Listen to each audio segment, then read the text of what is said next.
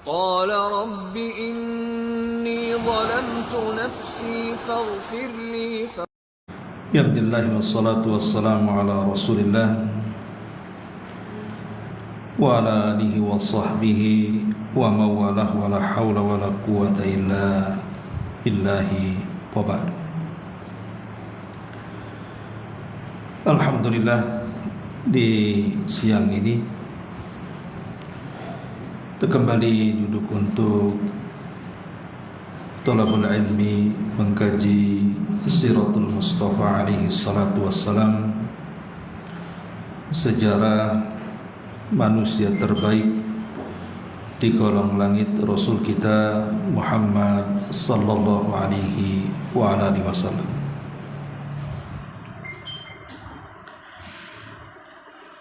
Ma'asyiral muslimat yang dimuliakan Allah subhanahu wa ta'ala, kita sudah sampai kepada pembahasan perang terbesar kedua di zaman Nabi sallallahu alaihi wasallam, perang Uhud. Sedikit kita akan bicara beberapa peristiwa di perang Uhud ini sebelum kita masuk pada perang Bani Hunayqah. Ada beberapa peristiwa menarik yang kita akan jelaskan yang terjadi di perang Uhud. Pertama, di perang ini terbunuh manusia-manusia terbaik dari kalangan kaum muslimin. Di antaranya adalah Hamzah yang merupakan Asadullah, singa daripada singa-singa Allah subhanahu wa ta'ala. Ada yang mengatakan bahwa kematian Hamzah ini dibunuh oleh seseorang yang bernama Wahsy, dan ada yang mengatakan Wahsy ini adalah satu di antara budak yang dimiliki oleh Hindu, di mana ketika Wahsy ini dihadiahi kemerdekaannya, lepas dari perbudakan dengan syarat membunuh Hamzah, maka Wahsy pun berusaha untuk membunuhnya, dan qadarullah, Wahsy pun kemudian berhasil membunuh Hamzah saat kelengahannya ketika bertempur di perang Uhud. Sebenarnya kalau berhadap-hadapan Wahsy dengan Hamzah, Wahsy tidak ada apa-apanya dengan Hamzah. Akan tetapi takdir sudah berjalan kepada sahabat Nabi SAW Hamzah bin Abdul Muttalib ini, di mana ketika saat lengah tiba-tiba Wahsy kemudian melemparkan tombaknya dan persis mengenai dadanya. Itulah sebab kematian Asadullah, singa Allah subhanahu wa ta'ala. Dan itu pula yang menjadikan kemudian kelemahan bagi kaum muslimin, karena kita tahu posisi Hamzah ini di dalam Islam menjadikan Islam semakin jaya dan semakin ditakuti oleh musuh, sehingga ketika terbunuhnya atau mati syahidnya Hamzah ini sedikit banyak mempengaruhi pasukan di Uhud. Tetapi pembunuh Hamzah Wahsy ini belakangan dia masuk Islam di akhir-akhir Nabi SAW sebelum wafatnya. Tetapi Nabi SAW manusia, dia bukan malaikat, punya hati sama dengan kita. Ada sedikit kebencian kepada Wahsy karena dia telah membunuh orang yang dicintai selama ini, Hamzah bin Abdul Muttalib. Makanya Nabi SAW ketika menerima Islamnya Wahsy, Rasul meminta kepada Wahsy agar wajahnya tidak pernah ditampakkan di hadapannya. Jadi kalau ngaji itu dia harus di balik tiang atau paling belakang supaya Rasul tidak memandangnya.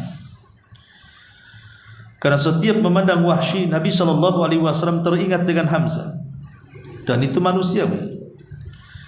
Tetapi Wahsy pun ingin berusaha untuk membayar hutangnya. Kalau dulu dia membunuh manusia yang paling dicintai Nabi SAW, dia pun bercita-cita ingin membunuh manusia yang paling dibenci Nabi. Siapa? Musailamah al-Kadzdzab, si Nabi palsu. Pada peperangan Yamamah di zaman Abu Bakar Siddiq radhiyallahu anhu, Wahsy ini berhasil membunuh Musailamah al-Kadzdzab. Dia ingin impas. Dulu pernah membunuh orang yang dicintai Rasul, maka dia ingin membunuh orang yang paling dibenci Rasul. Ma'asyiral muslimat yang dimuliakan Allah Azza wa Jalla, ini peristiwa yang pertama. Peristiwa yang kedua, di perang Uhud ini Nabi SAW terkena luka di mukanya. Jadi wajah yang mulia alaihi salatu wassalam terkena luka di pipinya akibat serpihan baju zirah yang dipakainya. Lebih daripada itu, gigi Nabi SAW retak karena terkena pukulan benda tumpul. Jadi mengenai pipinya juga terkena serpihan, kemudian giginya retak dan kepalanya terluka. Dari sini Nabi SAW kemudian mendoakan keburukan kepada orang-orang yang melukainya. Dan Nabi SAW membaca doanya dalam setiap kunutnya. Tetapi Allah Subhanahu wa ta'ala justru menyalahkan Nabi SAW, karena setelah itu turun ayat, laisa laka minal amri syai'un, tidak ada urusan bagimu wahai Muhammad tentang perkara mereka yang sudah menyakiti. Karena buktinya 3 orang yang menyakiti Nabi SAW dalam perang Uhud semuanya masuk Islam dan baik keislamannya. Dari sini kita tahu bahwa siapapun yang menyakiti kita, terkadang ada kesempatan untuk bertobat kepada Allah Azza wa Jalla, maka sebaiknya doakan dengan kebaikan dan hidayah kepada mereka. Ini peristiwa yang kedua. Kemudian peristiwa yang ketiga,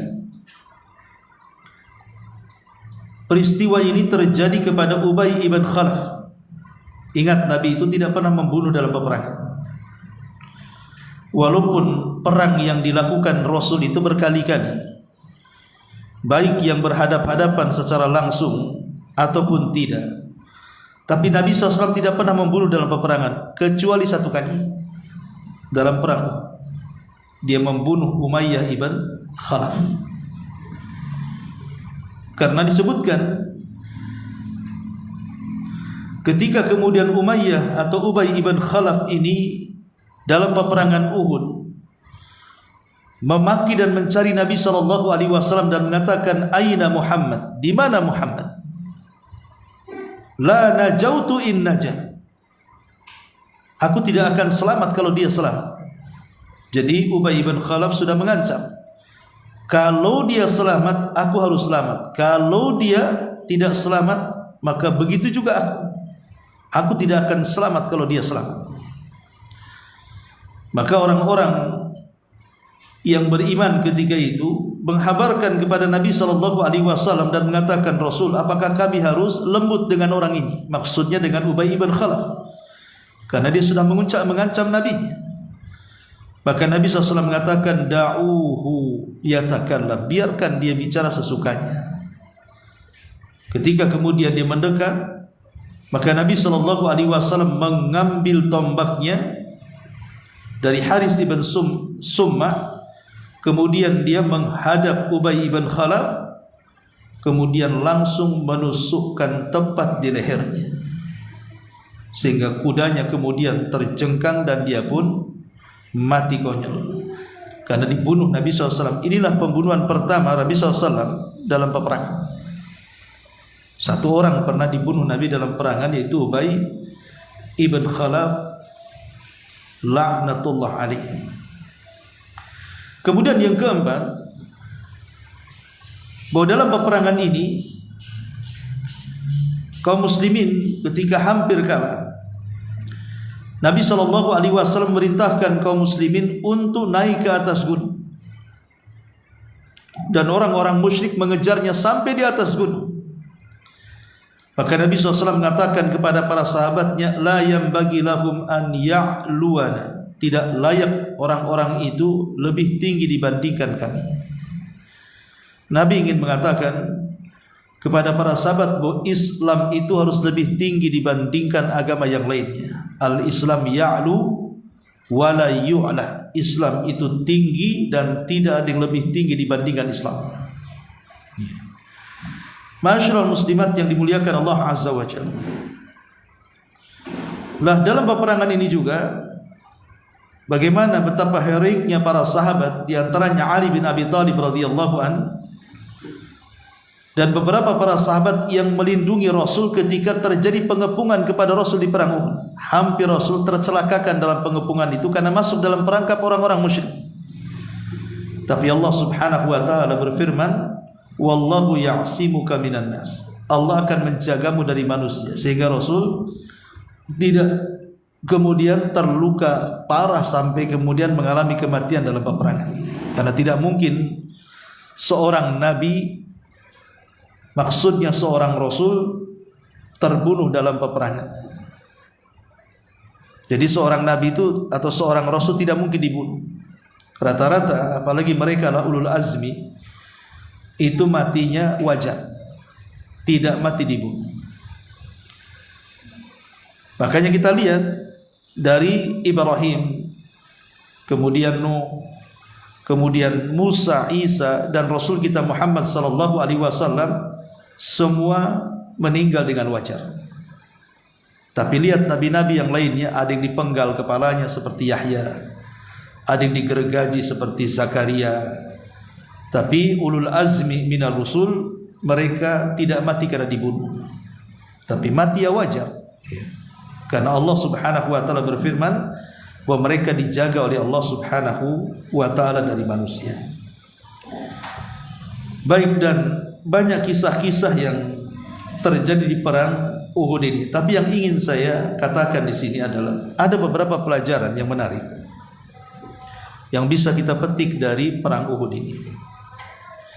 Apa saja pelajaran yang bisa kita ambil petik dari perang Uhud? Yang pertama adalah pengaruh dosa dan kemaksiatan terhadap kemenangan. Kita tahu bahwa alasan kekalahan kaum muslimin di Uhud itu karena ada sebagian para sahabat, khususnya rumat, para pemanah, yang diletakkan di Bukit Ainain, sekitar 40 sampai 50 pemanah. Ketika itu diminta Nabi sallallahu alaihi wasallam untuk tidak beranjak dari tempatnya. Bagaimanapun keadaan, menang ataupun kalah, mereka tidak boleh beranjak dari tempat itu. Tapi harta rampasan perang menggiurkan beberapa para pemanah dari atas. Ketika melihat ke bawah, nampaknya kaum musyrikin sudah dikalahkan kaum muslimin dan mereka sudah bubar, tunggang langgang, lari ke sana kemari. Kemudian harta ghanimah, rampasan perang berada di mana-mana. Maka orang-orang para pemanah ini entah kenapa tiba-tiba kemudian turun, hanya beberapa orang yang bertahan. Dari sini kita tahu mereka sudah menyelisihi perkara nabinya.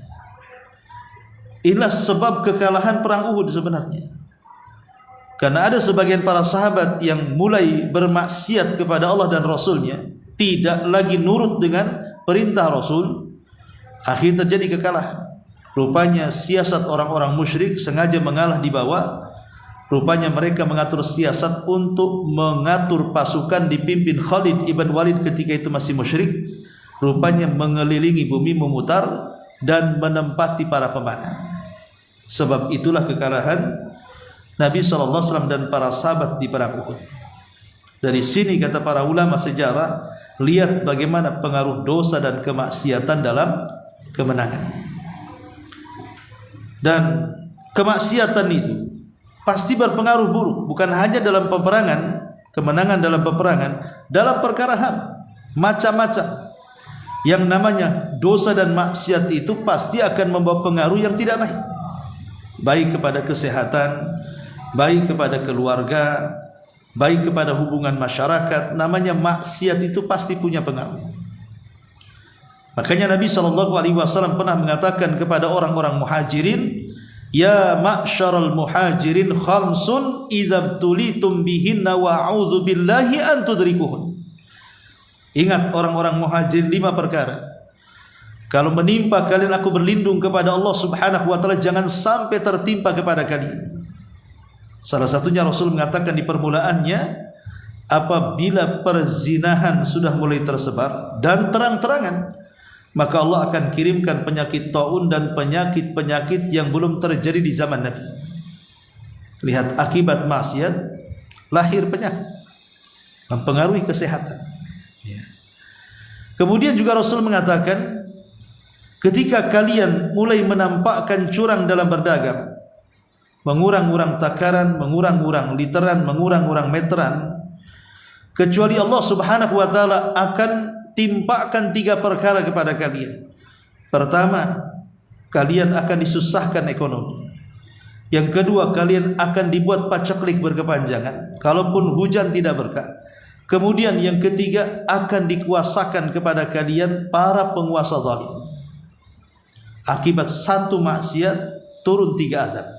Maksiatnya 1, curang dalam dagang, menipu dalam berdagang. Tetapi azabnya 3, disusahkan ekonomi. Kemudian yang kedua, dibuat paceklik sekalipun hujan tidak berkah. Kemudian yang ketiga, dikuasakan pemimpin-pemimpin jahat dan zalim yang menyiksa rakyatnya. Kemudian yang ketiga, Nabi mengatakan, tidaklah kalian mencegah harta zakat-zakat kalian, bakhil tidak mau bersedekah dan zakat, kecuali Allah akan tahan hujan dari langit, kalaupun hujan itu karena binatang ternak. Kalaupun hujan itu karena binatang ternak, bukan karena untuk manusia. Kemudian yang keempat, siapapun yang melanggar perjanjian Allah dan Rasulnya, siapapun yang melanggar perjanjian Allah dan Rasulnya, seperti perjanjian kita dengan Allah, bahwa kita mentauhidkan Allah, melaksanakan kewajiban Allah, salat, puasa, zakat dan yang semacamnya, kita langgar itu semuanya, kecuali Allah akan kirim musuh dari luar dan akan mengambil sebagian harta kalian. Dan yang terakhir, kata Rasul, ketika para pemimpin sudah tidak berhukum dengan hukum Allah, maka Allah akan buat perceraian dan perpecahan di tengah-tengah kaum muslimin. Nah, ini bagaimana Nabi SAW ingin mengatakan kepada kita, begitulah pengaruh dosa, gitu maksudnya. Termasuk juga dalam kemenangan perang. Karena akibat perbuatan dosa dan kemaksiatan yang dilakukan sebagian para sahabat yang tidak nurut dengan perintah Rasul, akhirnya mengalami kekalahan. Menunjukkan bahwa pengaruh dosa dan maksiat ini sangat kejam. Ma'asyiral muslimat yang dimuliakan Allah Subhanahu wa taala. Kemudian pelajaran yang kedua tentang khuturatu itsari dunya 'alal akhirah. Bahayanya mementingkan dunia dari akhirat. Karena para sahabat ini, khususnya para pemanah, ketika melihat harta rampasan perang yang begitu banyak yang ada di bawah, terpengaruh. Mereka ingin mendapatkan harta rampasan perang itu, makanya mereka turun dan mengindahkan perintah Nabi. Akhirnya mengalami kekalahan. Dari sini kata ulama sejarah, pelajarannya adalah, lihat bahayanya orang mementingkan dunia dan meninggalkan akhirat. Mereka mengejar dunia, harta rampasan perang, meninggalkan akhirat, tidak nurut dengan perintah Nabi. Dan ini bahaya. Makanya ketika sebagian istri-istri Nabi SAW meminta kepada Nabi SAW tambahan nafkah, tapi begitulah kemampuan Rasul untuk memberi mereka. Rasul sudah berusaha dengan sekuat tenaga memberikan nafkah kepada istri-istrinya, tapi sebagian istrinya ada yang tidak terima. Turun ayat pilihan, cerai atau lanjut. Kalau cerai, kuberikan keinginan kalian. Apa yang kalian inginkan dari dunia, aku berikan. Tapi kalau kalian mau qanaah, mau hidup apa adanya, sederhana, maka kehidupan akhirat jauh lebih baik.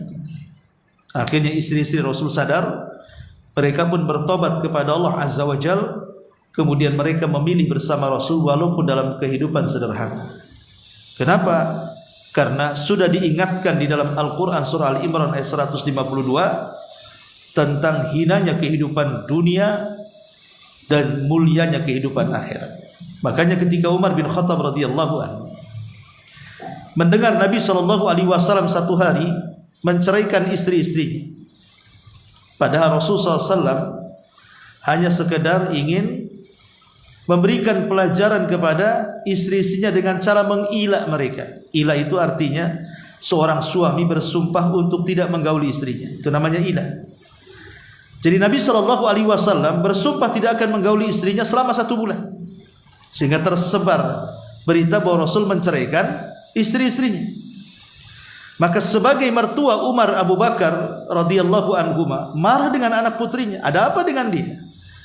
Kenapa dia lancang dengan Nabi SAW seperti Hafsah dan Aisyah? Makanya Umar radhiyallahu an kemudian ingin mengklarifikasi, apakah betul Rasul menceraikan putrinya Hafsah? Begitu juga Abu Bakar.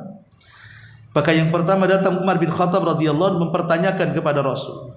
Tapi ketika hendak bertanya, tidak jadi. Alasannya karena Umar tiba-tiba sedih melihat kondisi Rasul yang berada di ruangan itu yang hanya beralaskan dengan pelepah kurma, yang kalau tidur kemudian terbangun, bekas-bekas pelepah kurmanya itu masih nempel di bahu Nabi. Sehingga Umar radhiyallahu malah mengatakan, ya Rasulullah, aku sudah keliling dunia, melihat Persia, melihat Romawi. Engkau lebih mulia dibandingkan mereka. Engkau lebih mulia dibandingkan mereka. Kenapa kau seperti ini? Sementara Raja Kisra dan Romawi mereka tidur di kasur-kasur empuk dengan dayang-dayang yang banyak, sementara mereka tidak lebih mulia dibandingkan kamu, tapi engkau seperti ini. Maka Nabi SAW mengingatkan kepada Umar radhiyallahu dan mengatakan, ya Umar, kehidupan dunia itu untuk mereka, adapun akhirat itu untuk kita. Kehidupan dunia memang untuk mereka, maksudnya untuk orang-orang kafir, tapi kehidupan akhirat itu untuk kita. Apa yang kita akan dapati di akhirat jauh lebih baik dengan apa yang sudah mereka miliki di dunia.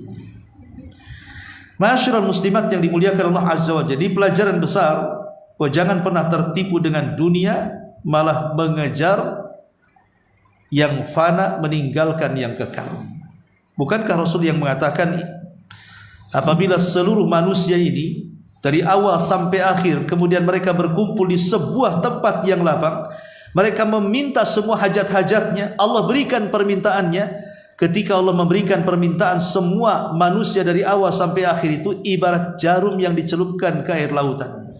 Lihat di ujung jarum itu, pasti ada air yang menetes 1 tetes.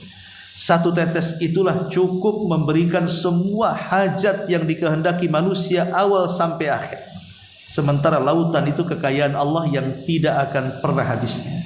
Seolah-olah Rasul ingin mengatakan, kenapa kalian mengejar yang setetes, meninggalkan yang terbentang dari lautan itu. Maka ini juga diantara pelajaran yang kedua, jangan mengejar dunia dan melupakan akhirat. Pelajaran yang ketiga, hendaklah kita ini berangan-angan ingin mati dengan kematian terbaik. Karena dalam perang sebelumnya Uhud ataupun Badar, sebelum Uhud perang Badar, baru perang Uhud. Ya. Banyak para sahabat Nabi SAW itu yang daftar ingin mati dalam kondisi terbaik, mati syahid. Contoh 2 sahabat, bagaimana kematiannya Allah Subhanahu wa taala berikan kematian terbaik. Pertama Abdullah ibn Haram, yang kedua Abdullah ibn Haram, yang kedua Amr ibn Jamu, yang kedua Abdullah ibn Haram. Dua-duanya sudah tua. Jadi 2 manusia ini sudah sangat sepuh sekali. Sebenarnya tidak layak berjihad. Karena pertama, adapun Abdullah ibn Haram memang sudah tua, pandangannya pun sudah rabun. Kemudian dia juga sudah tidak bisa berjalan. Maksudnya karena sudah tua kan susah jalan. Untuk mengayunkan pedang aja tidak bisa. Yang kedua, Amr ibn Jamuh pincang orangnya dan sudah tua juga. Jadi sebenarnya tidak layak dua orang ini sebenarnya sudah dapat rukhsah untuk tidak ikut perang. Tapi kedua-duanya ingin mendapatkan kematian terbaik. Karena mereka keduanya tidak ikut dalam perang Badar, maka keduanya berjanji jangan terlewatkan perang Uhud. Pertama, Abdullah ibn Haram datang kepada Rasul, meminta izin kepada Rasul dan mengatakan, besok aku akan ikut berjihad dengan kamu. Ketika itu Rasul tidak langsung mengiyahkan, tapi memanggil putranya Jabir dan mengatakan, ya Jabir, lihat ayahmu sudah tua, apakah kau izinkan dia perang? Maka Jabir mengatakan, ya Rasul, aku sudah merayu ayahku, jangan terlibat, kalaupun harus biar aku yang menggantikannya.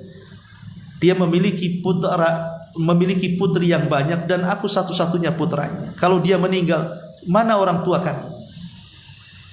Ketika mendengar hal itu, Abdullah ibn Haram marah kepada Jabir dan mengatakan, kutitipkan anak-anakmu kepadamu, kau yang menjadi ayah bagi mereka. Kalau bukan karena sorga wahai Jabir, aku siap kau gantikan posisinya. Tapi ini urusan sorga, aku tak mau. Sampai seperti itu Abdullah ibn Haram memarahi anaknya Jabir. Akhirnya Rasul tidak bisa apa-apa kecuali menerima daftar jihadnya Abdullah ibn Haram di sini. Apa yang terjadi kepada Abdullah ibn Haram sama juga terjadi kepada Amr ibn Jamuh. Anak-anaknya melarang karena dia pincang, masalahnya sudah tua pincang pula, tidak layak berjihad. Tapi dengan kegigihan Amr ibn Jamuh ini, dia datang kepada Nabi SAW dan mengatakan, ya Rasulullah, apakah kalau saya mati syahid, kakiku yang pincang ini akan bisa menginjak sorga? Maka Rasul mengatakan, ya, kalau begitu saya ingin mati syahid sehingga kedua kakiku bisa menginjak sorga. Akhirnya keduanya diterima. Dan kedua-duanya orang yang pertama kali gugur. Pertama Abdullah ibn Haram gugur pertama, kemudian disusul oleh Amr ibn Jamuh. Dan saat kemudian kematian kedua sahabat mulia ini, Jabir mencari-cari jasad ayahnya Abdullah ibn Haram. Setelah ketemu dia menangis. Kenapa tidak sedih? Wajar sedih. Ibu sudah tidak ada, ayah pula meninggal, sementara punya anak 9 anak gadis. Semuanya harus diurus dengan Jabir yang merupakan kakak tertua, mengurus adik-adiknya 9 orang. Sehingga dia menangis sedih. Kenapa kemudian ayahnya sampai meninggalkan mereka? Tapi Nabi SAW kemudian lewat menghibur Jabir dan mengatakan, ya Jabir, menangis ataupun tidak menangis, saat kematian ayahmu, para malaikat datang mengepakkan sayapnya dan mereka pun menaungi jasad ayahmu. Kemudian Jabir malah semakin kencang menangis dan mengatakan, Jabir, wahai menangis ataupun tidak menangis, ingat, ayahmu sudah diajak bicara oleh Allah tanpa perantara. Kemudian Rasul menjelaskan dialognya. Allah Subhanahu wa taala berfirman kepada ayahmu, tamanna ya abdi, wahai hambaku, berangan-anganlah, bercita-citalah, engkau sudah mati karena kira-kira apa yang kau mau?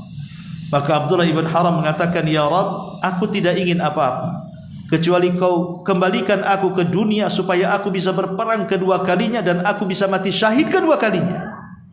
Kemudian Allah mengatakan, ya Abdullah, tidak mungkin orang mati hidup lagi, yang lain saja.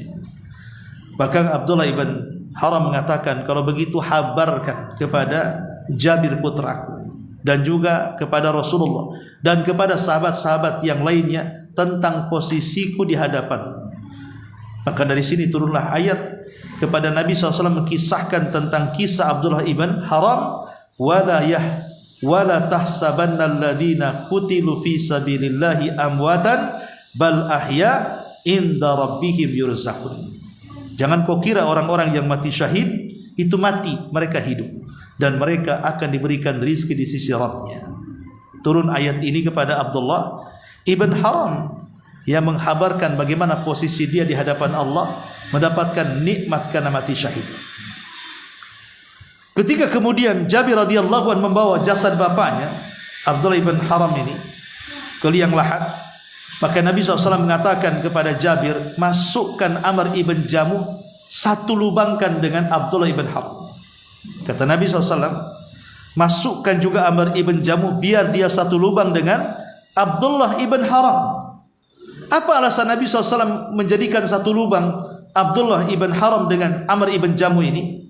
Kata Nabi SAW, karena dahulu ketika keduanya masih hidup, keduanya selalu kemana-mana berdua, solat malam berdua, membaca Quran berdua, beribadah berdua, maka biarkan mereka berdua dalam kuburan.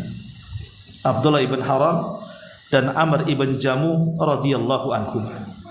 Jadi pelajarannya di sini bahwa bagaimana dalam peperangan Uhud ini kita diajak mengambil pelajaran agar mintalah kepada Allah Subhanahu wa taala agar Allah memberikan kematian yang terbaik kepada kita.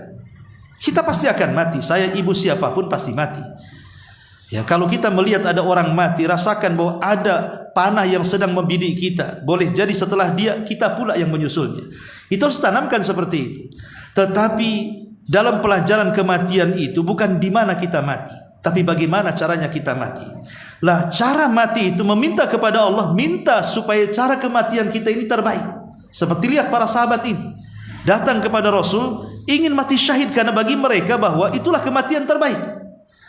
Maka meminta kematian yang terbaik, husnul khatimah, itu adalah sebuah pelajaran besar bagi kita bahwa bagaimana cara kita mati. Mintalah kepada Allah kematian terbaik. Berdoa kepada Allah seperti Umar bin Khattab radhiyallahu anhu sepanjang solatnya Umar itu. Karena kan di masa Umar itu kan penuh kedamaian. Islam sangat kuat sekali. Baik di Hijaz, Mekah dan Madinah dan sekitarnya, baik di Yaman ataupun sampai kepada Persia yang ditaklukkan Umar bin Khattab radhiyallahu anhu. Sehingga Islam itu betul-betul damai. Tidak ada lagi yang merongrong ibu kota di zaman itu. Jadi Umar itu betul-betul bisa meluangkan waktu untuk memperbanyak ibadah walaupun dia khalifah kaum muslimin. Dan Umar sangat merindukan, ingin meninggal di negeri tempat hijrahnya Nabi SAW dalam kondisi mati syahid. Itulah doa yang dipanjatkan setiap hari dalam salat Umar. Ya Allah, wafatkan aku mati syahid dan wafatkan aku di negeri tempat hijrah Rasul. Hanya dua permintaan Umar bin Khattab sepanjang hayatnya. Allah kabulkan, Allah kabulkan. Terkadang sesuatu yang mustahil bagi kita mungkin bagi Allah. Padahal sebenarnya mustahil kan. Umar meninggal di Madinah mati syahid. Siapa yang berani menyerang Madinah di zaman itu? Tidak mungkin ada peperangan di kota Madinah, karena negara besar Persia saja sudah takluk kepada kaum muslimin, dan sebagian Romawi pun sudah kalah. Siapa yang berani menyerang ibu kota? Sehingga kan secara logika mustahil Umar mati syahid, karena tidak mungkin juga ada peperangan di kota Madinah. Tapi bagi Allah itu tidak mustahil. Allah buat dengan cara lain. Mughirah bin Syu'bah membawa seorang budak dari Persia namanya Abu Lulu, ahli pembuat senjata, mengeluh kepada Umar agar supaya dia boleh membawa orang Persia ini ke Madinah. Umar mengatakan tidak bisa, tidak boleh ada orang kafir di Madinah. Tapi karena Mughirah sahabat Nabi dan Umar pun kawan dekatnya, lama-lama dirayu, akhirnya luluh Umar membolehkan Mughirah bin Syu'bah membawa budaknya, tapi hanya satu orang saja, yang lain tidak boleh. Karena kedudukan Mughirah di hadapan Rasul, diizinkan rupanya Abu Lulu masuk ke kota Madinah. Padahal Rasul tidak boleh, sudah di zamannya ketika masih hidup saja tidak boleh masukkan orang kafir ke ibu kota. Tapi entah kenapa kebijakan Umar malah membolehkan. Tentu ada hikmahnya, karena nanti yang membunuh Umar adalah Abu Lulu ini, untuk menunjukkan kesyahidan Umar dibunuh orang kafir. Sebab kalau tidak diizinkan Abu Lulu, kemudian Umar mati, wajar, berarti doa Umar tidak terkabulkan kan? Begitulah caranya Allah Subhanahu wa taala mengatur semuanya. Diizinkan oleh Umar.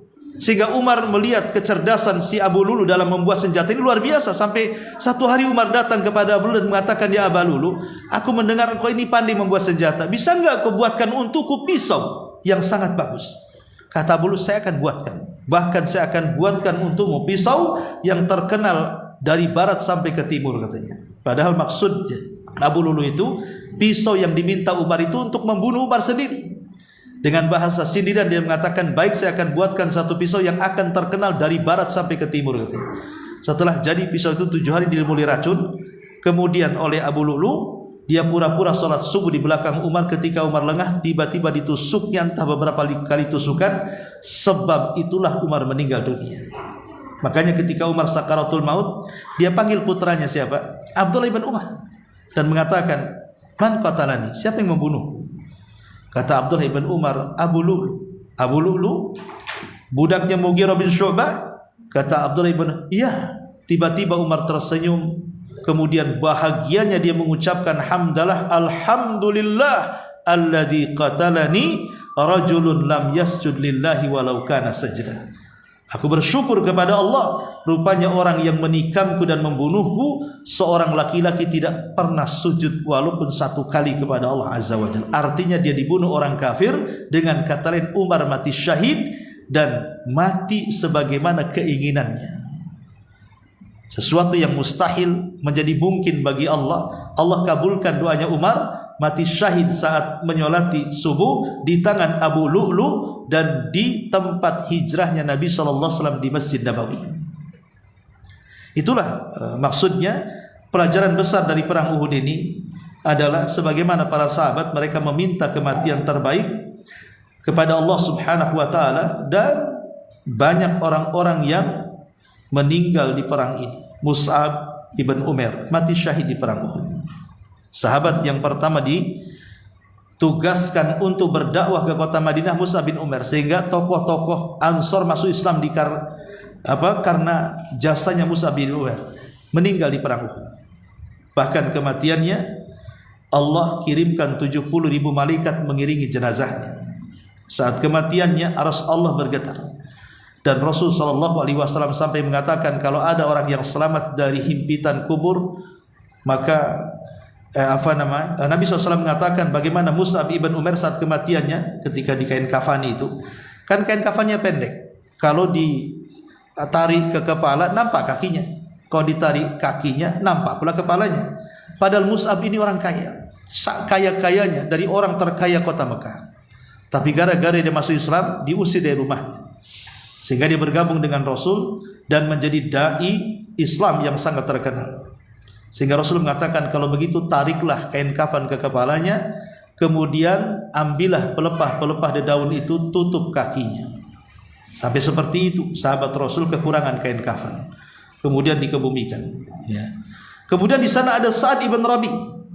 Sa'ad ibn Rabi meninggal di perang Uhud. Sa'ad ibn Rabi adalah pemimpin Aus. Pemimpin Aus ketika dia masuk Islam karena wasilah Mus'ab bin Umair, dia mendatangi kaumnya suku Aus dan mengatakan, kalau kalian tidak masuk Islam, jangan pernah satu atap dalam kabilahku, pergi dari sini. Jadi Mus'ab Sa'ad bin Rabi sampai mengatakan kepada suku Aus, kalau kalian tidak masuk Islam, kuusir kalian. Akhirnya satu suku Aus semua masuk Islam gara-gara Sa'ad bin Rabi ini. Luar biasa, dia pemimpin Aus, ya. Makanya wajar kalau Sa'ad itu bin Rabi sangat dicintai Nabi SAW, karena Sa'ad ini mengislamkan satu kabilah masalahnya. Nah, inilah Sa'ad ini yang saat kematiannya arasnya bergetar, kemudian 70.000 malaikat mengiringi jenazahnya. Bukan Mus'ab bin Umair, Sa'ad bin Rabi, pemimpin Aus yang ketika meninggalnya arsy Allah bergetar, kemudian 70.000 malaikat turun mengiringi jenazahnya. Bahkan Rasul mengatakan kalau seandainya semua manusia terselamatkan dari himpitan kubur, maka hanya satu orang, dialah Sa'ad bin Rabi, karena dia sudah banyak berjasa dalam Islam, juga gugur di perang Uhud. Luar biasa, ya. Ma'asyiral muslimin muslimat yang dimuliakan Allah Subhanahu wa taala. Banyak lagi di sana, ada Abdullah ibn Jahaz, bahkan ada Handalah ibn Amir, Handalah ibn Abi Amir, yang ketika dia sedang junub, baru saja menikah dia, belum mandi, tiba-tiba kemudian dipanggil, ya khairallahir kabu, hei tentara-tentara Allah, kumpul berbaris kalian. Ini Handalah tidak sempat mandi, padahal habis melakukan hubungan suami istri karena dia pengantin baru. Tiba-tiba terdengar utusan Rasul bahwa tentara harus cepat keluar dan berbaris. Dia tinggalkan, dia lupa dengan istrinya, lupa dengan mandinya pun lupa dia, karena di sini ada panggilan. Langsung dia keluar mengambil senjatanya, zirahnya, kemudian berbaris. Ketika kemudian dia meninggal di perang Uhud, maka para malaikat datang dan berusaha untuk memandikan jenazahnya. Makanya Handalah dikenal ghasilul malaika, sahabat yang dimandi besarkan di antara langit dan bumi oleh para malaikat dari air hujan yang ada di awan itu. Handalah ghasilul malaika, Handalah seorang sahabat yang dimandi besarkan oleh para malaikat, ya. Dan banyak lagi para sahabat yang menarik ya dalam perang Uhud. Tapi yang jelas ibrah yang ketiga, bahwa dalam perang Uhud ini banyak para sahabat yang minta kepada Allah dengan kematian yang terbaik. Kemudian faedah yang keempat, ya, bahwa jangan sampai seseorang itu bercerai-berai, jangan sampai berselisih. Karena sebab kelemahan kaum muslimin itu karena perselisihan. Karena di sini kan para sahabat berselisih, menyelisih perintah Nabi, tidak mau nurut sehingga mereka turun, ya. Makanya Allah Subhanahu wa taala mengatakan wala tanazzau fatafshalu wa tadhhaba rihukum. Jangan kalian saling bercerai-berai, berselisih, karena itu akan melemahkan kalian. Jadi sebab kelemahan adalah perselisihan. Sama ibu ya, sekup kecilnya lah kalau ibu di sini adakan pengajian, tentu ada beberapa pengurus, entah 2, entah 3, 4 orang pengurus. Ini kalau sudah pengurus berselisih, walaupun skopnya pengajian pasti akan melemahkan jamaah. Ini gimana nih, pengurusnya saja bermasalah kan itu. Akhirnya ada yang pro pengurus ini karena tersakiti pengurusnya nggak mau datang, ya. Ada yang pro sini, ada yang pro sini. Nah, itu skala kecil saja bisa melemahkan. Apalagi skala besar ya, skala yayasan, skala masjid dan begitu seterusnya. Maka namanya perselisihan itu pasti melemahkan. Apalagi di tengah-tengah kaum muslimin, maka sangat melemahkan kaum muslimin. Maka jangan berselisih, terutama dalam hal-hal yang vital seperti akidah dan keyakinan. Kemudian juga di antara pelajaran yang kelima dari perang Uhud adalah di sini ada surra bainal haqqi wal batil. Bagaimana pertempuran di perang Uhud ini hakikatnya sebenarnya bertempur antara pihak di atas kebenaran dan pihak di atas kebatilan. Dan pihak kebenaran dia orang Islam, pihak di atas kebatilan mereka orang-orang musyrik. Makanya saat Nabi SAW dihabarkan terbunuh, karena kan fisik Rasul dengan Mus'ab ibn Umair kalau dua-duanya menggunakan pakaian zirah perang, itu hampir tidak bisa dibedakan. Siapa Nabi, siapa Mus'ab. Saking penampilannya kurang lebih saja. Kalau sudah pakai helm perang, pakai baju zirah, kalau seandainya dua orang ini kemudian berbaris dua orang, hampir tidak bisa dibedakan mana Nabi, mana Mus'ab. Sehingga ketika Mus'ab bin Umair mati di perang Uhud, orang mengiranya mati Nabi. Padahal yang mati itu Mus'ab. Inilah yang kemudian dijadikan alasan untuk melemahkan kaum muslimin, disebarnya hoax bahwa Nabi SAW meninggal dunia. Ya, secara otomatis para sahabat akhirnya melemah. Ya, karena apalagi hidup kalau Nabi hidup gitu. Maksud kalau Nabi meninggal untuk apa hidup? Lemah para sahabat. Pada Rasulullah SAW masih hidup. Tapi kemudian kabar ini sengaja disembunyikan oleh kaum muslimin. Sebenarnya Rasul masih hidup. Ya. Sehingga ada sebagian para pembesar Quraisy itu percaya dengan kabar berita hoax yang disebarkan pasukannya sendiri. Salah satunya Abi Sufyan. Percaya bahwa Nabi SAW sudah mati. Tetapi setelah kemudian melihat para sahabat yang masih kuat, mulai dia ragu-ragu, jangan-jangan Muhammad ini belum mati gitu. Maka mulailah kemudian di malam hari Abi Sufyan betul-betul mendatangi pasukan kaum muslimin. Maka kemudian dia berteriak dan mengatakan, "Afikum Muhammad, apakah di antara kalian ada Muhammad?" Rasul mengatakan kepada Umar, Abu Bakar dan sahabat, "Jangan kalian jawab ucapan itu karena kan gelap." Kata Rasul, "Jangan kalian jawab." Ya. Kemudian kata Abu Sufyan, "Afikum Umar, afikum Abi Bakar, Abu Kuhafa, apakah di antara kalian ada Abu Bakar?" Kata Rasul, "Jangan kau jawab." "Apakah di antara kalian afikum Umar, apakah ada Umar?" Kata Rasul, "Jangan kalian jawab." Maka kemudian Abi Sufyan marah. Ya, kemudian tiba-tiba Abu Sufyan mengatakan, "U'lu Khubal, u'lu Khubal, maha tinggi Hubal, maha tinggi Hubal." Nah, Rasulullah SAW tidak bisa diam ketika mereka mulai memuji Tuhan-Tuhannya. Maka Rasul mengatakan kepada Umar bin Khattab radhiyallahu, "Jawab dia, jawab dia." Ketika kemudian Umar mengatakan, "Apa yang harus ku jawab?" "Jawab la ilaha illallah, la ilaha illallah." Ketika Abi Sufyan mengatakan u'lu Hubal, maha tinggi Hubal, katakan wahai Umar kepada Abi Sufyan, tidak ada sesembahan yang berhak disembah kecuali Allah Subhanahu wa taala. La ilaha illallah. Tiba-tiba Abi Sufyan menjawab lagi dan mengatakan lanal uzza wala uzza lakum. Kami punya Uzzah, kalian tidak punya Uzzah. Maksudnya patung Uzzah. Kami punya patung Uzzah, kalian tidak punya patung Uzzah. Maka Rasul mengatakan kepada Umar, jawab lagi wahai Umar, Allahu maulana la maula lakum. Allah lah pelindung kami dan Allah tidak akan melindungi kalian. Jadi saling bersaut-sautan di situ. Disitulah terjadilah antara kubu yang membela kebenaran dan kubu yang membela kebatilan. Ya. Ma'asyiral muslimat yang dimuliakan Allah Subhanahu wa taala. Kemudian juga faedah yang lainnya adalah at-tadhiyatu min ajliddin. Bagaimana perjuangan para sahabat ketika memperjuangkan agama Allah ini. Ini perjuangan yang luar biasa. Ya, persis seperti para pahlawan kita lah. Bagaimana dahulu para pahlawan kita ini berjuang untuk membebaskan dari para penjajah kafir dengan kalimat takbir Allahu Akbar.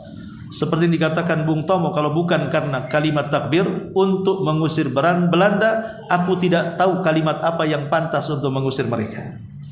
Artinya kan kita lihat bahwa para pahlawan kita ini sebenarnya mereka sangat religi sekali dalam memperjuangkan negeri kita ini. Betul-betul mereka memperjuangkan agama Allah Subhanahu wa taala. Karena memang tidak dipungkiri lagi bahwa yang mengusir Belanda juga banyak terlibat para ulama, para santri dan begitu seterusnya. Tentu tujuan mereka supaya tidak diperbudak kepada makhluk dan hanya memperbudak diri kepada Allah Subhanahu wa taala. Tapi mungkin persis seperti sabda Nabi SAW di hadapan para sahabat ketika Rasul mengatakan, bagaimana pendapat kalian kalau kalian bisa mengalahkan Persia dan Romawi? Abdurrahman ibn Auf mengatakan, naqulu kama amarana Allah. Tentu kalau kami bisa mengalahkan Persia dan Romawi ya Rasul, artinya sudah tidak ada penjajah lagi, kami siap melaksanakan perintah Allah Subhanahu wa taala. Maka Rasul mengatakan, awa ghairu dzalik, jangan-jangan sebaliknya. Setelah kalian merdeka, setelah kalian mengusir penjajah, kalian tidak taat dengan Allah.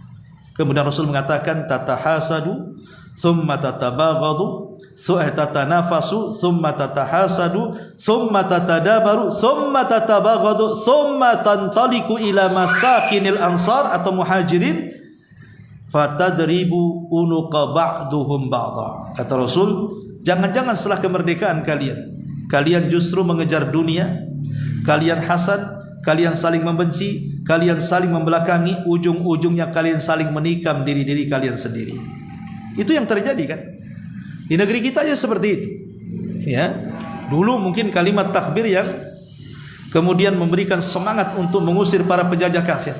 Tapi sekarang rakyat dijajah sendiri oleh rakyatnya sendiri, saling menjajah satu dengan yang lain kan? Hanya karena apa? Masalah urusan dunia. Masalah urusan dunia. Sehingga masih ada orang mengatakan jangan-jangan negeri kita ini enggak merdeka. Iya, memang belum merdeka karena musuh dari luar kita sudah usir, tapi musuh dari dalam susah untuk mengusirnya. Itulah yang dikatakan oleh Rasul, tatanafasu thumma tatahasadu thumma tatabaghadu thumma tatadabaru thumma yadribu ba'dukum ba'dha. Ya, setelah merdeka kalian saling mengejar dunia, saling mencari kepentingan, kursi, kepemimpinan, jabatan, harta, dunia dan semacamnya, kemudian mulai saling hasad, menikam. Ya, kemudian saling membenci, kemudian saling membelakangi, ujung-ujungnya saling membunuh. Nauzubillah. Ya. Baik, kemudian juga di antara pelajaran berikutnya dari perang Uhud adalah al-ibtila bidzawil qurba. Al-ibtila bidzawil qurba. Di sini ada pelajaran tentang ujian kepada kerabat. Karena dalam perang Uhud ini terkadang berhadap-hadapan antara anak dan orang tua. Seperti yang terjadi kepada siapa? Kepada Amr bin sahabat Nabi SAW, Abu Ubaidah ibnul Jarrah. Abu Ubaidah ibnul Jarrah harus melawan bapaknya dan membunuhnya. Padahal dia sudah menghindar. Bapaknya ini kan mencari-cari dia.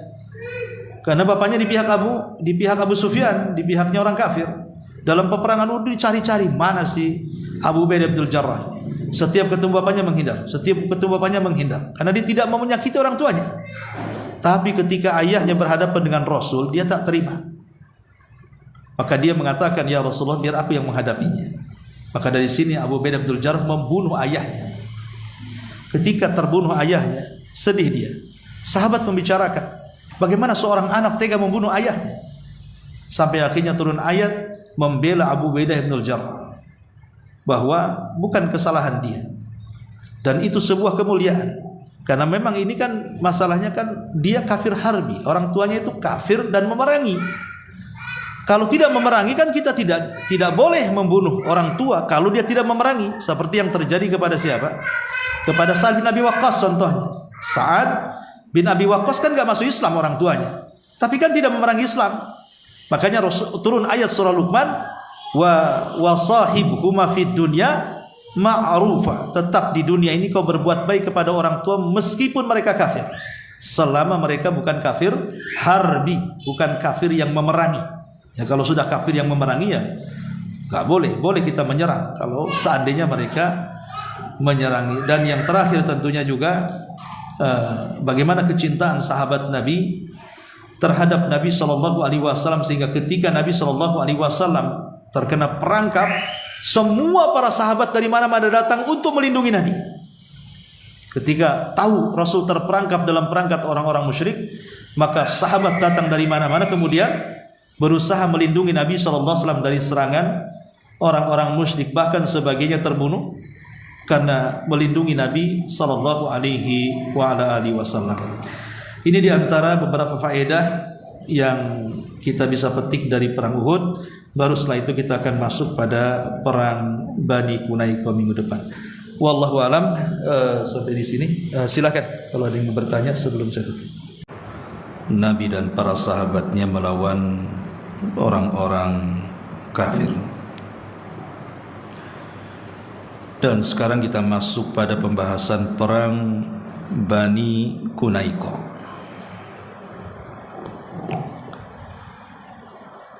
Baik, secara global kita akan jelaskan, baru kita baca. Bani Qunaiqah itu satu di antara 3 kabilah besar dari kabilah-kabilah Yahudi yang menetap di kota Madinah. Sebenarnya ada 10 kabilah yang menyebar baik di kota Madinah atau di luar kota Madinah sampai ke Khaybar. Tetapi yang saya katakan yang paling besar dari suku-suku Yahudi itu ada 3. Pertama Bani Qunaiqah, yang kedua Bani Nadir, dan yang terakhir Bani Quraidah. Itulah 3 kabilah besar yang menetap di kota Madinah. Lah 3-tiganya ini terhubung dengan perjanjian Piagam Madinah. Saat Nabi SAW hijrah, kemudian menyatukan kabilah-kabilah yang ada di kota Madinah untuk membuat semacam negara berbasis kota. Banyak orang-orang Yahudi tertarik dan bergabung dalam perjanjian. Lah perjanjian itulah disebut dengan Piagam Madinah. Lah di antara bulir-bulir kesepakatan dalam Piagam Madinah itu untuk saling membantu, terutama kalau seandainya ada musuh dari luar yang hendak menyerang kota Madinah, maka mereka harus bersatu, baik muslimnya ataupun Yahudinya, untuk menyerang musuh. Dan banyak poin-poin yang tertuang dalam perjanjian itu. Dan siapa yang berkhianat ada konsekuensinya. Lah di antara kabilah-kabilah Yahudi yang sangat maju secara ekonomi adalah Bani Qunaiqah. Dialah yang menguasai ekonomi kota Madinah. Karena Bani Qunaiqah ini punya pasar. bahkan pasar induk, bahkan pasar terbesar yang ada di kota Madinah. Jadi semua orang-orang yang ada di Madinah, baik Muslim ataupun Yahudi, itu belanjanya di pasar Bani Kunaiko. Dan siapa yang menguasai pasar berarti menguasai ekonomi. Makanya dari 3 kabilah itu yang paling makmur dari orang-orang Yahudi adalah kabilah Bani Kunaiko.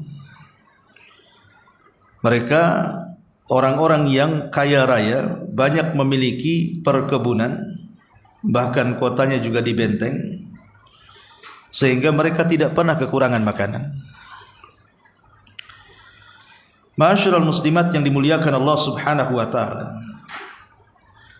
Masalahnya Bani Kunaiko ini melakukan pengkhianatan dan merobek perjanjian. Bagaimana kisahnya? Yang melatar belakangi kenapa terjadi peperangan ini. Ada 2 riwayat. Pertama, karena seorang wanita muslimah. Ketika ada seorang wanita muslimah berbelanja ke pasar Bani Kunaiko, pasarnya orang-orang Yahudi. Tiba-tiba kemudian di salah satu toko itu ada 2 orang Yahudi yang mempermainkan wanita itu, meminta agar dibuka cadarnya dan melihat wajahnya. Tapi wanita muslimah itu sangat menjaga kehormatannya, tidak mau membuka wajahnya dan tetap menutupnya.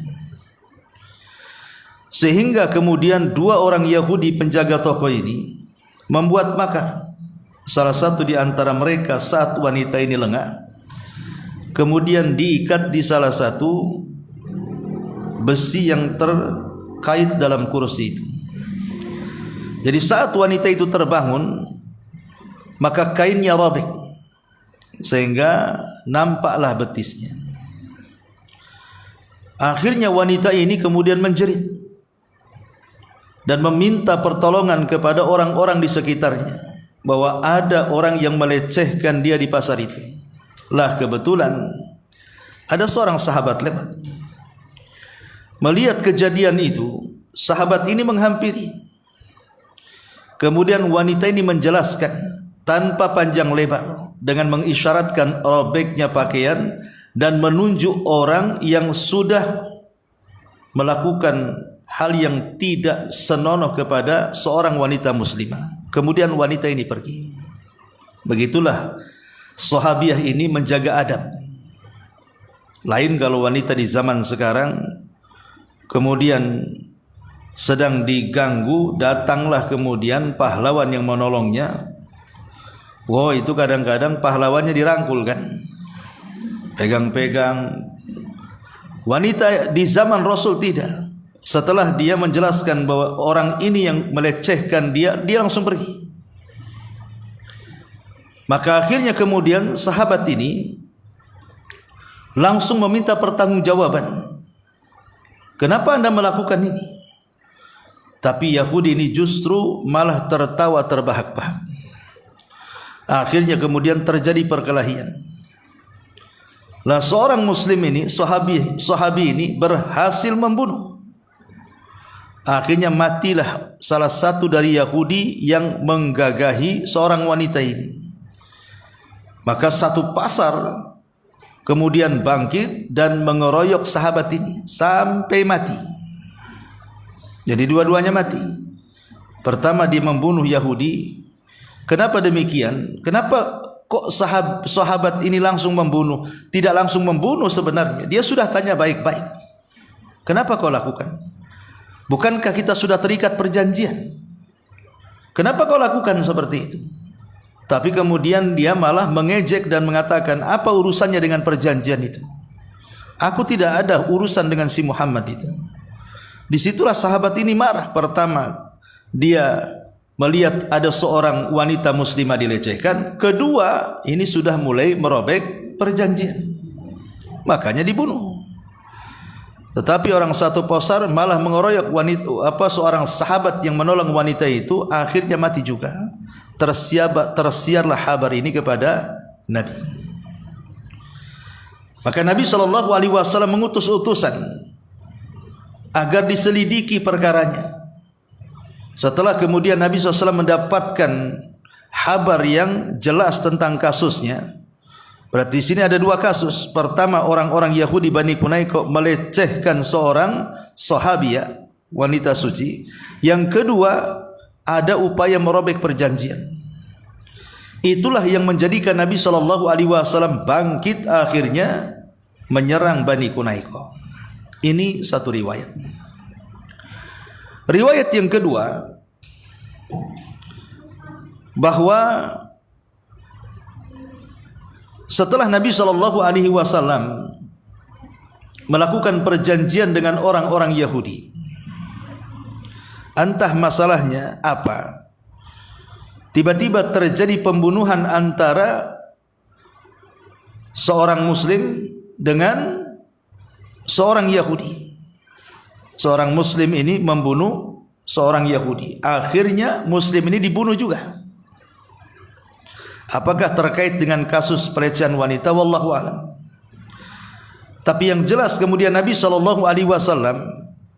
mengundang tokoh-tokoh Bani Qunaiqa. Kenapa terjadi seperti ini? Tapi Nabi SAW adalah pendamai umat. Dia tidak mau ada kerusuhan.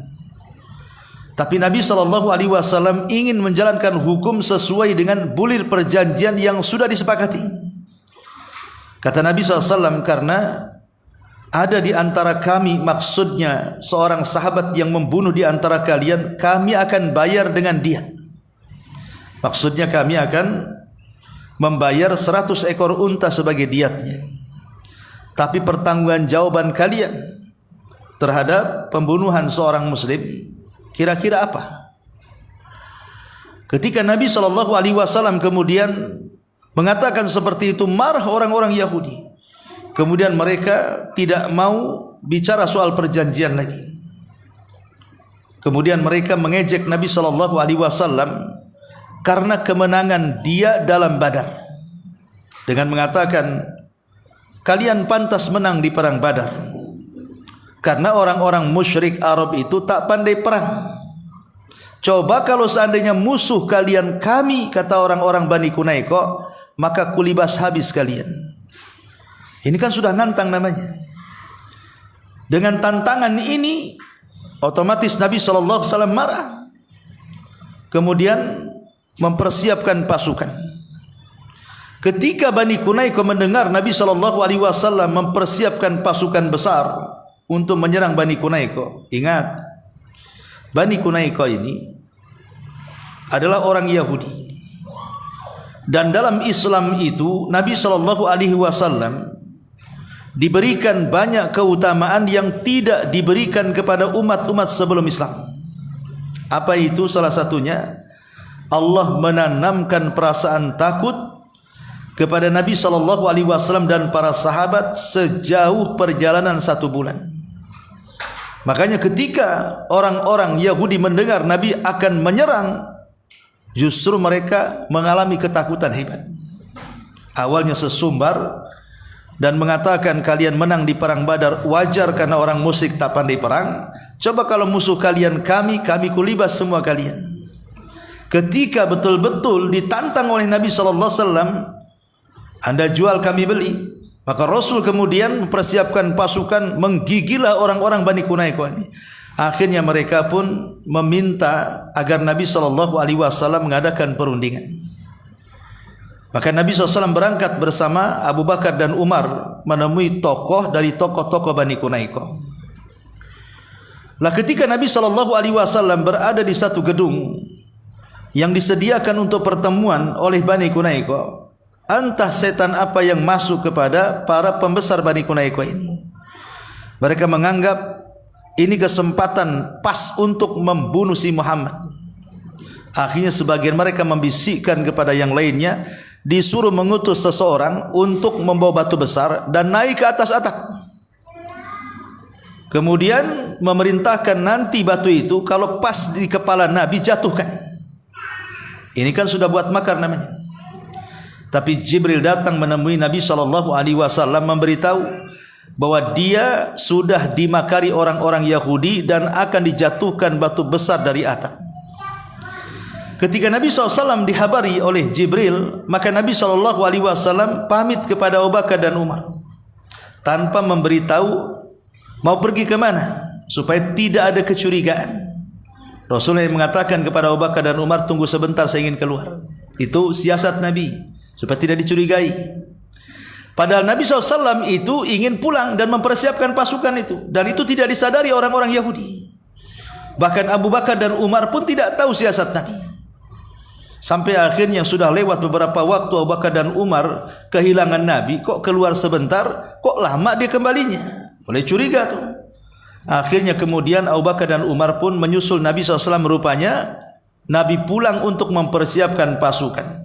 Sehingga Abu Bakar dan Umar mengatakan, ya Rasulullah, bukankah kita akan berunding dalam perdamaian? Kenapa Anda malah mempersiapkan pasukan? Maka Rasulullah SAW mengatakan, Jibril memberitahu bahwa mereka sedang membuat makar. Mereka sudah menyuruh seseorang membawa batu besar untuk menimpakan di kepalaku.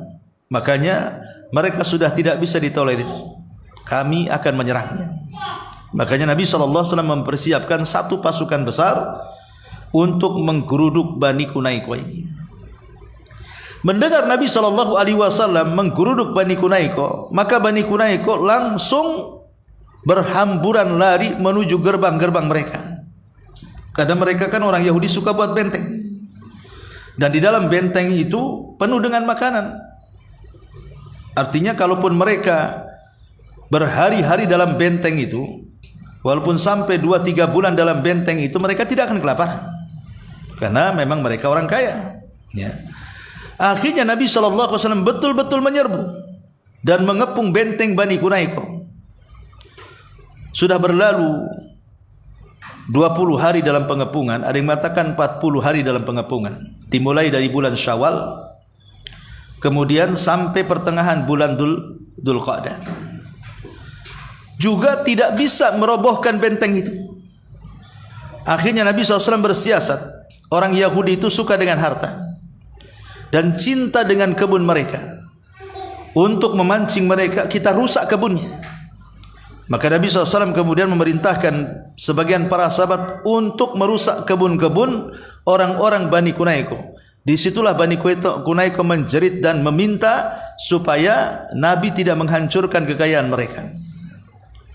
Ketika itu akhirnya mereka pun keluar, utusan mereka untuk berunding dengan Nabi SAW. Lah disinilah peran munafik muncul. Siapa? Abdullah ibn Ubay ibn Salul berpura-pura bijaksana, padahal dia pro dengan orang-orang Yahudi Bani Qunaiqah. Padahal dia kan pemimpin Khazraj. Dia mengatakan kepada Nabi SAW agar Rasul lembut dengan mereka, tidak menghukum mereka dengan keras, tidak membunuh mereka. Maka Nabi SAW mensepakati sebagian ide daripada Abdullah ibn Ubay ibn Salul, tetapi Rasulullah SAW meminta agar seluruh Bani Qunaiqah mereka hengkang dari kota Madinah, diusir keluar dari kota Madinah. Saya tidak akan mengeksekusi mereka, tetapi saya minta mereka angkat kaki. Beda dengan kelakuan Bani Quraidah. Kalau Bani Quraidah kan dibunuh tuh oleh Nabi SAW, karena memang case-nya beda. Case-nya Yahudi Bani Nadir, Bani Quraidah dengan case-nya Bani Qunaiqah ini berbeda. Karena Bani Quraidah ini, kenapa oleh Nabi SAW tidak diusir dari kota Madinah, bahkan dibantai sampai mati? Karena keberadaan Bani Quraidah itu membahayakan seluruh orang yang ada di kota Madinah. Dia bersiasat dengan musuh Nabi SAW di Ahzab, orang-orang musyrik Arab, kemudian berkhianat membuka gerbang supaya musuh masuk ke dalam kota. Itu kan pengkhianatan namanya. Sempat saja mereka masuk gerbang, bisa habis dibantai kaum muslimin dalam kota.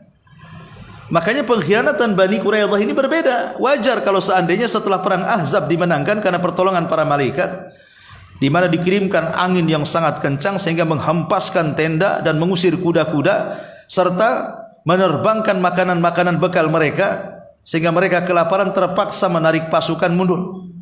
Maka setelah kejadian ini, Rasul memenangkan perang Ahzab, perang Khandaq, disitulah Nabi kemudian mandi. Setelah mandi, saat dia mandi Jibril datang, kemudian memberitahu, kami para malaikat belum membuka baju zirah-zirah kami. Kenapa kau buka baju zirahmu? Pakai lagi. Kemudian Nabi SAW memakai lagi pakaian zirahnya dan menghunuskan pedang, dan Jibril memerintahkan agar Rasul menyerang Bani Quraidah. Kenapa? Karena dia berkhianat, bersekongkol dengan musuh untuk menghancurkan kota Madinah. Makanya setelah Bani Quraidah dikepung, tidak ada hukuman lain kecuali dipenggal semuanya. Kan beda case-nya. Yang satu membahayakan orang, satu kota Madinah dibahayakan Bani Quraidah. Tapi Bani Quraidah ini tidak. Dia hanya melecehkan seorang wanita saja. Makanya pertimbangan itulah Nabi SAW akhirnya memberikan kelonggaran kepada Bani Quraidah. Aku tidak akan membantai kalian, tetapi tolong angkat kaki dari kota Madinah. Maka sejak itulah orang-orang Yahudi Bani Quraidah berjumlah 700 orang keluar dari Madinah. Inilah peperangan pertama yang dilakukan oleh Nabi SAW melawan Yahudi. Karena Rasul berperang melawan Yahudi itu 4 kali. Pertama perang Bani Quraidah, yang kedua perang Bani Nadir, yang ketiga perang Bani Quraidah, dan yang terakhir perang Khaybar. Setelah perang Khaybar dimenangkan kaum muslimin, murni tidak ada satu pun Yahudi yang boleh hidup di kota Madinah. Setelah Khaybar dimenangkan kaum muslimin. Ya. Ma'asyiral muslimin, muslimat yang dimuliakan Allah Subhanahu wa taala. Lihat bagaimana pertempuran ini disebabkan oleh seorang wanita. Dari sini ada faedah bagaimana Islam itu memuliakan seorang wanita. Gara-gara satu wanita 700 Yahudi diusir. Kalau bukan memuliakan wanita, apa namanya?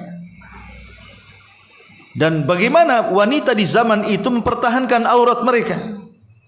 Di zaman itu gara-gara sobek nampak paha saja sudah, nampak betis saja sudah sedemikian hebohnya.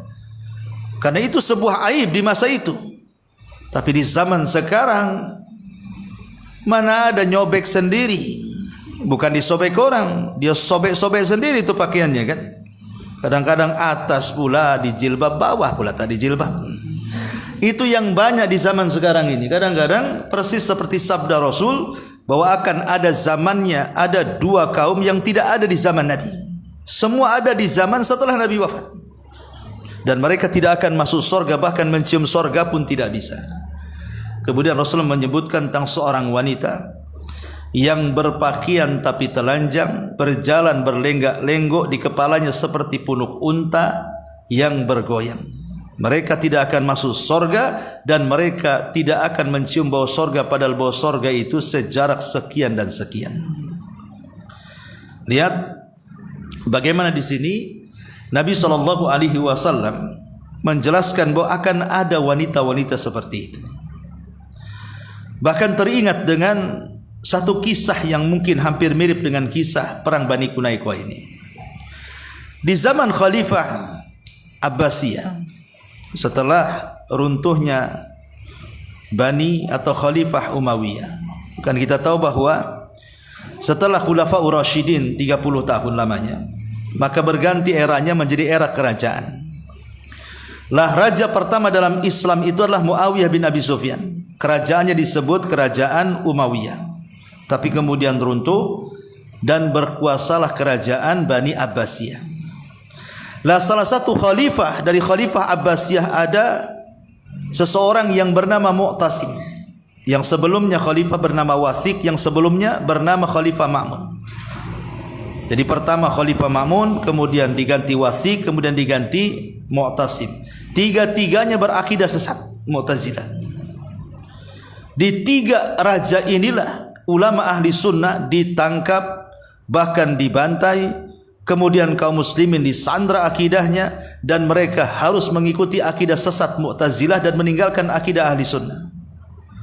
Termasuk korbannya adalah Imam Ahmad Ibnu Hanbal, di penjara di 3 kurun kekuasaan. Imam Ahmad itu ya, di zaman Khalifah Ma'mun ditangkap, kemudian di zaman Khalifah Wathiq di penjara, sampai di zaman Khalifah Mu'tasim pun masih di penjara. Bahkan Imam Ahmad itu sampai sebagian tulangnya retak dan lumpuh. Itu gara-gara siksaan di penjara. Tapi ada yang lebih tragis daripada Imam Ahmad. Seperti Muhammad ibn Nuh, mati dalam kondisi mengerikan. Ulama besar di zaman itu. Kemudian Al-Imam Al-Buwaiti itu masih kawan daripada Imam Syafi'i, juga terbantai dalam fitnah ini. Kemudian juga yang lebih parah lagi adalah Nuaim ibn Hammad. Subhanallah, tidak dimandikan, tidak dikafankan, tidak disolatkan, langsung dikuburkan. Padahal dia ulama dunia. Nuaim ibn Hammad ini karyanya banyak sekali dan dibaca oleh ulama-ulama, bahkan para talabatul ilmi hari ini kitabnya. Nuaim ibn Hammad itu. Dan Imam Ahmad sebenarnya juga difatwakan minta dibunuh. Cuman masalah Imam Ahmad itu kan murid-muridnya banyak di Baghdad itu.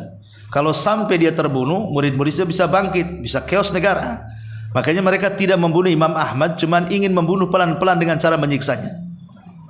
Lah di saat kekuasaan Khalifah Mu'tasim, Khalifah Mu'tasim ini berhasil menyerang kerajaan Amuriyah. Jadi Khalifah Mu'tasim ini berhasil menyerang kerajaan Amuriyah dan tunduk kepada kaum muslimin. Padahal khalifah-khalifah sebelumnya tidak bisa mengatasi daulah Amuriyah ini yang selalu mengganggu kaum muslimin. Tentu ada kasus, ada hikmah di balik kasus. Jadi di Amuriyah itu orang-orang kafir yang ada di sana, orang-orang Nasrani.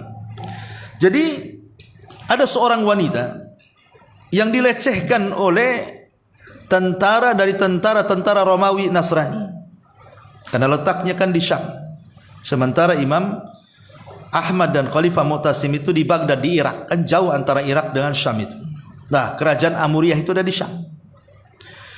Jadi ada seorang wanita dilecehkan oleh seorang tentara dari tentara Romawi. Kemudian dia pun berteriak-teriak karena akan dilecehkan. Dia mengatakan, ya lal muslimin, ya lal muslimin wa mu'tasimat. Diulang-ulang kalimat itu. Tolonglah kami wahai orang-orang muslim, tolonglah kami wahai orang-orang muslim, tolonglah kami wahai Khalifah Mu'tasim, wahai Khalifah Mu'tasim, tolonglah kami. Mana dengar teriakan wanita ini, satu di Syam, satu di Irak, kan beda negara, ya. Tapi rupanya Allah Subhanahu wa taala mendengar. Entah caranya bagaimana Allah Subhanahu wa taala memberitahu Khalifah Mu'tasim, tiba-tiba ada seorang muslim lewat di situ. Melihat ada seorang wanita yang dilecehkan dan memanggil-manggil khalifah agar diselamatkan, dia pun kemudian langsung pergi dan berangkat perjalanan 1 bulan dari Syam ke Irak, ke Baghdad. Untuk apa? Memberitahu pelecehan itu. Ketika sampai kemudian di istana Khalifah Mu'tasim, dia menghadap kepada khalifah, kemudian mengatakan, ya khalifah, kedatangan aku sebulan perjalanan dari Amuriyah sampai ke Baghdad ini hanya satu tujuan. Apa itu? Ingin memberitahu anda bahwa di Amuriyah sana ada seorang wanita memanggil-manggil dirimu dan meminta tolong karena sudah dilecehkan kehormatannya. Oh, Mu'tasim marah. Akhirnya kemudian Khalifah Mu'tasim mengirim surat kepada sekretarisnya, tulis, sampaikan kepada kerajaan Romawi di Syam itu, biar sampai surat ini ke rajanya. Isi suratnya dari Mu'tasim, khalifah kaum muslimin yang ada di Baghdad. Kepada Raja Romawi, aku mendengar ada seorang wanita dari wanita-wanita muslimah yang kalian lecehkan. Kalau kalian tidak minta maaf dan mengganti rugi kepada wanita itu, kami akan serang dengan tentara, awalnya dari kalian, akhirnya dari kami. Takut-takuti. Dan kalian pasti kuhabisi. Bergetarlah ini pemimpin Romawi ini. Karena bagaimanapun kekuasaan kaum muslimin yang ada di Baghdad itu besar. Akhirnya kemudian kan Khalifah Romawi tidak tahu peristiwanya seperti apa. Tetapi kemudian setelah diselidiki memang mereka yang salah, tapi mereka tidak mau minta maaf. Sejak itulah Khalifah Mu'tasim mempersiapkan pasukan. Bahkan ketika itu dia melepaskan Imam Ahmad, karena demi satu tujuan menyelamatkan wanita itu dan dijadikan alasan untuk menyerang Amuriyah. Kalau Imam Ahmad tidak dilepaskan, nanti murid-muridnya tak mau ikut. Maka kemudian Khalifah Mu'tasim membuat dekrit semacam pengampunan kepada Imam Ahmad, supaya Imam Ahmad dikeluarkan dari penjara dan dibiarkan hidup bebas. Tentu murid-muridnya senang kan begitu ya, tokohnya dikeluarkan dari penjara walaupun sudah pada lumpuh tuh tangannya. Akhirnya bergeraklah pasukan Baghdad menuju Amuriyah. Menanglah dalam peperangan ini. Itulah jasanya Khalifah Mu'tasim, bisa meruntuhkan negeri Amuriyah yang dikuasai oleh Romawi. Inilah kenapa Imam Ahmad tidak dendam kepada Khalifah Mu'tasim. Walaupun dia sudah disiksa habis-habisan, difatwakan oleh Ahmad bin Abi Du'ab akan dibunuh, tapi karena jasanya besar, bisa membuka kota Amuriyah dan mengalahkannya dan di bawah kekuasaan kaum muslimin, makanya Imam Ahmad hanya mendoakan terbaik kepada Khalifah Mu'tasim dan mengatakan, lau kana li da'watun mustajab la da'autul Mu'tasim. Kalau aku punya doa yang diijabah Allah, pasti aku akan berikan doa terbaik kepada Khalifah Mu'tasim. Imam Ahmad ibn Hanbal rahimahullah. Tapi lihat, gara-gara seorang wanita juga kan dalam kisah ini, akhirnya satu Amuriyah diserang kaum muslimin dan ditaklukkannya. Jadi Islam itu betul-betul menghargai nyawa, menghargai kehormatan. Ya, bukan hanya perempuan saja, bahkan laki-laki juga dibela oleh kaum muslimin. Ini kan cerita seorang wanita, bahkan laki-laki juga sama. Di zaman Umar bin Abdul Aziz, walaupun dia berkuasa 2 tahun saja, tetapi negara-negara di luar itu sangat menghormati Umar bin Abdul Aziz. Mereka menjuluki itu Raja Soleh namanya, Raja Baik. Semua menghormati, karena memang Umar bin Abdul Aziz terkenal kebajikannya di tengah-tengah masyarakat. Dialah yang melumpuhkan kekuasaan orang-orang kaya di Baghdad, dimiskinkan dan kemudian uangnya disebarkan di tengah-tengah fuqara wal masakin. Kemudian diterapkan sistem zakat dan dihapuskan sistem pajak. Kemudian dia berusaha untuk memberikan kesejahteraan kepada masyarakat yang tertinggal. Sampai baru 1 tahun kekuasaannya tidak ada orang yang menerima sedekah. Subhanallah. Kalau Indonesia diterapkan seperti Umar bin Abdul Aziz, tidak ada orang yang minta-minta di jalan itu. Ngantri-ngantri gas, ngantri-ngantri beli beras, nggak ada ngantri-ngantri pom bensin. Ya. Kalau seandainya Bapak Prabowo ini seperti Umar bin Abdul Aziz, kalau seandainya, tapi kan bukan. Ya. Bayangkan Umar bin Abdul Aziz, keluarganya disikat. Siapa yang korupsi, keluarganya disikat. Yang memanfaat jabatan kemudian menjadi kaya raya, semua disikat, sehingga dimiskinkan semua orang-orang kaya yang bermasalah dan dibagi-bagikan hartanya kepada orang-orang miskin dan membuka lapangan pekerjaan sebanyak-banyaknya. Makanya di zaman itu tidak ada orang miskin yang dulu tiap tahun mereka menjadi peminta sedekah, sekarang mereka justru pemberi sedekah. 2 tahun kekuasaan Umar bin Aziz, rakyatnya makmur, sampai sebagian ulama menganggap Umar bin Abdul Aziz itu Imam Mahdi yang keluar. Walaupun pendapat ini salah, karena Imam Mahdi itu keluar di akhir zaman. Ya, tapi ada ulama yang sampai berpendapat seperti itu. Saking adilnya gitu ya dalam memerintahkan kaum muslimin di masanya. Jadi satu hari Umar bin Abdul Aziz ini dia mengirim pasukan, seorang, karena ketika itu ada konflik sedikit antara kerajaan Romawi dengan kerajaan kaum muslimin. Ada masalah lah intinya yang harus diselesaikan, sehingga Umar bin Abdul Aziz ketika itu mengirim warning kepada kerajaan Romawi, karena kalian sudah melakukan kesalahan, kalian harus membayar upeti kepada kami. Kalau tidak kami serang. Ketakutan nih pemimpin Yahudi ini. Dari situ kemudian Umar bin Abdul Aziz mengutus utusan untuk mengambil upeti itu. Ketika sampai di istana khalifah, di istana kerajaan Romawi, tiba-tiba dari sayup-sayup kejauhan terbawa angin, ada suara orang mengaji. Jadi utusan ini heran, kenapa di istana ada orang ngaji? Akhirnya penasaran, dicari suara yang ngaji itu. Rupanya ada penjara di sekitar istana itu. Setelah kemudian diselidiki sama dia, orang ngaji itu rupanya orang buta. Dan dia diperintahkan setiap hari untuk mengadon roti. Karena buta itulah pekerjaannya setiap hari. Jadi sambil suntuk dia ngaji, baca Quran. Rupanya oleh utusan ini kedengaran gitu kan, dicari rupanya orang buta. Disitulah ditanya. Ketika mengucapkan salam, kaget orang buta ini. Apakah di sini ada Muslim di negara kafir katanya? Kata utusan ini, ya saya Muslim, saya diutus oleh Khalifah Umar bin Abdul Aziz. Saya ingin tanya, kenapa kok di sini? Dia cerita dulu sebelum Khalifah Umar bin Abdul Aziz, ya, Khalifah sebelumnya mengirim pasukan untuk melawan Romawi dan kami kalah, kami dibantai semuanya kecuali saya yang masih hidup.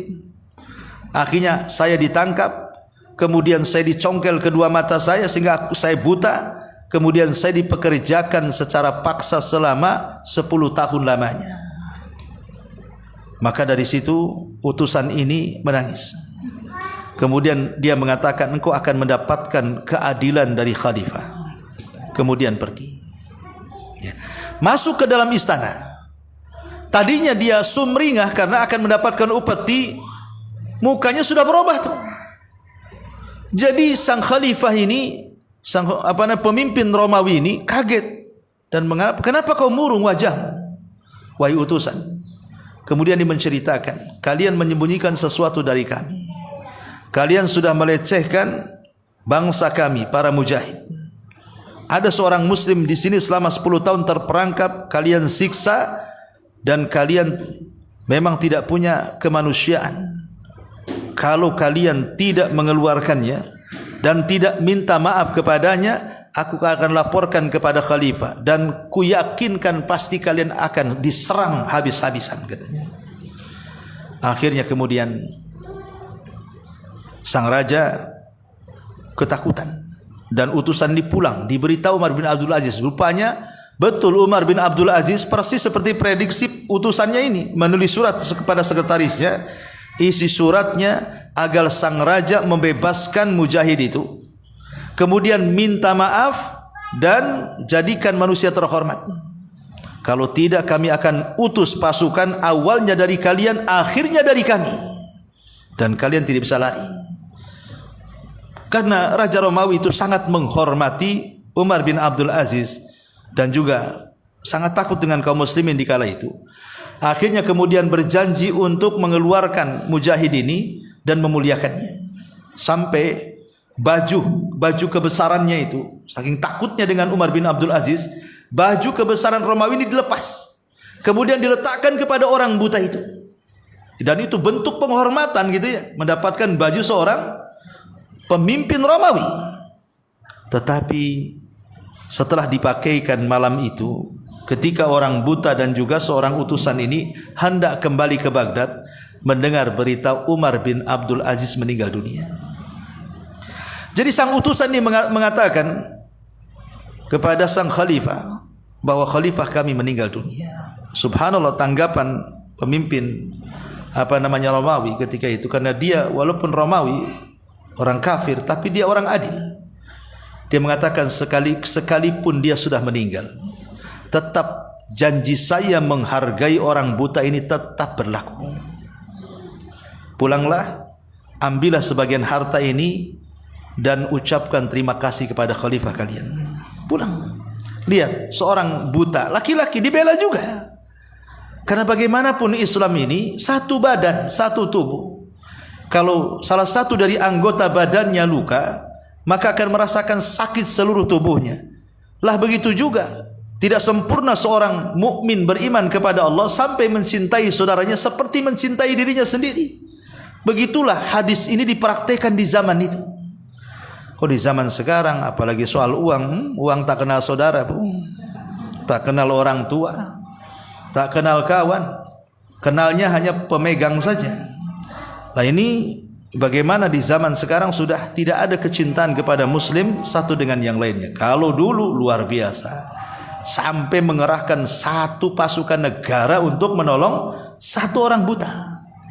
Dan sebelumnya bayangkan satu negara dihancurkan Amuriah gara-gara seorang wanita dilecehkan. Bahkan di zaman Rasul dalam perang Bani Quraizah, gara-gara seorang wanita 700 orang-orang Yahudi Bani Quraizah terusir dari kabilahnya, keluar ke Syam, ada yang ke Khaybar. Pokoknya mereka menyelamatkan diri. Inilah sebenarnya gambaran peperangan Bani Quraizah ini, Bu. Ya, Ibu nanti baca sendirilah. Kurang lebih yang saya ceritakan ini saya rangkum saja biar tidak bingung ketika membaca, ya. Baik, itulah rangkumannya. Sampai di sini saja, Bu. Sebelum saya tutup silakan kalau ada yang bertanya.